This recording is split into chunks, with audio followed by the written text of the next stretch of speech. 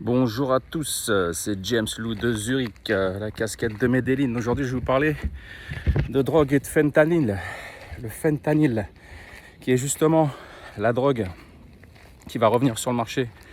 Et c'est le prochain débat géopolitique et le conflit le conflit sino-américain en fait, entre la Chine et les États-Unis. Pourquoi je vous parle de ça? On va faire un petit retour en arrière, vu que je suis très féru d'histoire. Je vais vous parler en fait du traité de Nankin.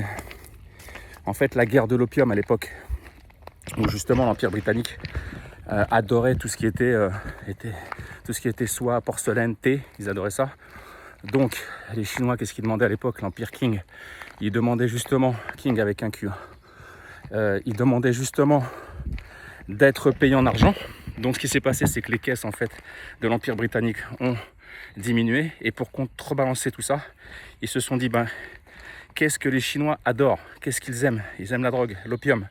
Donc, ils ont fait cultiver en Inde, leur ancienne colonie, des graines de pavot pour faire de la drogue, qu'ils ont distribué à grande échelle en Chine.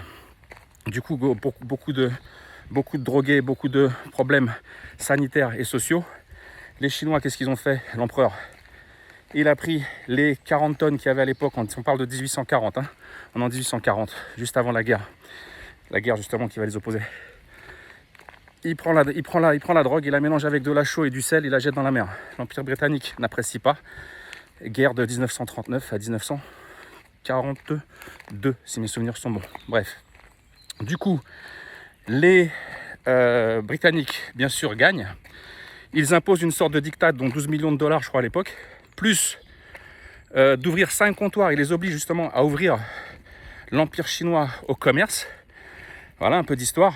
Et 5 comptoirs. Et la cession de Hong Kong qui a été récupérée en 1999, si mes souvenirs sont bons. Voilà. Donc ça, je voulais vous parler de ça. Par rapport au fentanyl, pourquoi je vous parle de ça? Parce qu'en fait, ce qui se passe, c'est que aujourd'hui, avec les États-Unis, on a à peu près le même phénomène, mais c'est le phénomène inverse. Il y a beaucoup d'historiens qui parlent de ça et qui disent que c'est en fait le phénomène inverse. C'est que maintenant, c'est que justement la Chine, elle est accusée de fournir du fentanyl au Mexique, etc. Ça passe par le Mexique. Il y a beaucoup de gens qui... C'est le même phénomène que ce qui s'est passé, ce que je viens de vous raconter. Voilà, exactement la même chose. Ce qu'il faut savoir au niveau des produits... Bon, l'opium, bien sûr, c'est une drogue naturelle qui est issue du pavot, de la graine de pavot, qui est dans... Vous avez une plante que vous connaissez tous, qui est le coquelicot, qui contient aussi un petit peu de pavot. Le fentanyl, en fait, c'est un opioïde. Alors en fait, oui, la différence, c'est quoi? C'est que c'est une crise aujourd'hui plutôt transnationale, utilisée en géopolitique. À l'époque, c'était plutôt une guerre impériale, avec des navires, des armées, ce qu'on appelle les traités inégaux. Au niveau politique, au 19e siècle, cette guerre justement a permis l'ouverture du commerce de la Chine. C'était fait justement pour ça. Le fentanyl, c'est plutôt aujourd'hui un levier politique, voire même géopolitique. Donc c'est la grosse différence. Aujourd'hui, le fentanyl, il est au cœur justement de la crise sino-américaine. La Chine, justement, à l'époque, en 19e siècle, elle était plutôt victime d'un commerce, je dirais, un commerce imposé. Voilà, c'est plutôt différent. Aujourd'hui, on est plutôt sur une Chine qui est accusée d'être liée justement à la production de fentanyl, comme je vous le disais. Rien n'est prouvé, mais tout le monde le sait, c'est un secret de polichinelle. Donc voilà, il y a vraiment un parallèle entre la guerre de l'opium et le fentanyl. Et ça, je voudrais que vous en preniez conscience parce que ça peut être un gros game changer sur ce qui se passe aujourd'hui. Même si dans la première quinzaine du mois de juillet, on attaque les earnings, les résultats d'entreprise, on peut être justement, et ça peut encore péter, ça peut encore revenir sur la table, parce que c'est quand même un sujet très très important. Il y a beaucoup de gens qui meurent de ça aux États-Unis. C'est un peu comme, je vous explique, moi j'ai fait de l'événementiel à Ibiza.